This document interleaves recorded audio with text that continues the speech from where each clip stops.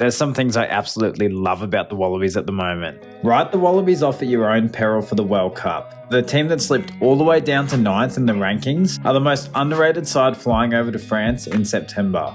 If you don't follow Australian rugby closely, you probably have this preconceived idea that I'm an absolute idiot for suggesting the Wallabies are a force to be reckoned with at the World Cup. After all, in 2022, the Wallabies had 5 wins and 9 losses. Note though that some of these losses included 3 points to number 1 seed Ireland, 1 point to World Cup favourites France, 2 points to the All Blacks, 4 points to England, and then the occasional flogging at the hands of brutal attacking sides. The Wallabies were so close to beating rugby powerhouses and even got a cheeky win over the Springboks. Now I'm not going to lie, the Wallabies lineup seemed like a revolving door throughout the year. Strangely enough, no one seemed to disappoint. When you dive a little bit deeper into the season that was, Wallabies coach Dave Rennie used 50 players in 14 tests, which equaled his record for the most players used in 2021. On top of this, there were 40 instances where players were ruled out due to injury. I mean, far out, you can bet physios and the strength and conditioning coaches are going to be watched like hawks leading up to the World Cup.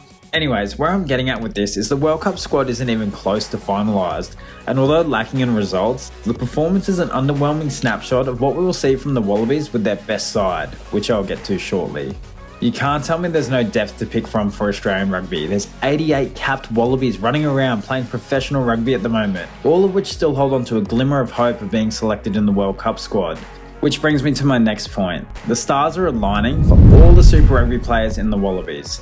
The competition's just been brought back to life after COVID, and with so many players returning vying for World Cup selection, the quality and physicality will be top tier. In a weird sense, the Wallabies need the All Blacks and the All Blacks need the Wallabies. Throw into the mix the physicality the Fijian Drua and Moana Pacifica bring, and all of a sudden there's players much better prepared for the intensity of Test match rugby. This is probably one of the biggest reasons why the All Blacks and the Wallabies have both had really average performances at the international level over the last few years.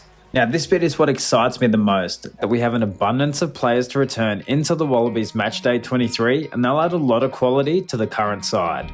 Angus Bell, Taniela Tupou, 2 of the most promising and damaging front rowers in rugby. There's Matt Phillip, Rory Arnold, Will Skelton, Isaac Rodder. The Wallabies can't pick them all because we already have an immensely tall freak of nature on the field in Nick Frost. Only a few years ago, I would have told you every Wallabies supporter was desperate for the likes of Liam Gill or Sean McMahon to come back into the fold for the Wallabies. However, Rennie's managed to build a back row that can hold its own. Even when the likes of Michael Hooper, Lockie Swinton, Rob Valentini, Rob Leota were all out injured, we still managed to field a back rower that could mix it up with the best. Now, this next one, I think he'll win the Wallabies the World Cup, if they win it.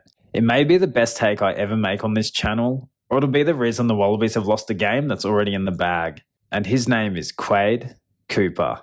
He looked awesome for the Wallabies when given opportunities before he got injured. Quade Cooper's that guy. He has the ability to unlock an entire Wallabies backline through his fearless attacking style and cross kicks that just open up holes everywhere. But it's not just that Quade Cooper is going to return. He's going to form a formidable partnership with Samu Kerevi and Hunter Paisami, who can both suck in defenders and still go over the advantage line. And if that doesn't excite you enough, you have Australia's rising star and in my opinion the most consistent player, Len Ikitau, holding down the outside centre position. The Wallabies are going to form an entire backline that can be trusted in attack and most importantly, defence. And now that I've given you all of that information, there's still a bunch of other players coming into selection that are in form or returning from injury. Okay, you get the point. Actually, I missed one more. Marika Korombeti, who was missing during the spring tour. Because of all these changes, the Wallabies will be bursting with some flair. Korombeti's hard running style, Marky Mark's height making him a perfect cross kick option for Quade Cooper, and now a wealth of experience and talent making for an incredibly stronger set piece. It really should have Australian fans excited, but that's not the most important thing for the Wallabies to establish. Rennie has his work cut out for him more than any other coach in world rugby. Sure, there are some new coaches picking up a side the year of the World Cup, but no other coach is trying to fix a team with the worst discipline in international rugby. How many times did the Wallabies lose in 2022 because of penalty kicks? Plenty.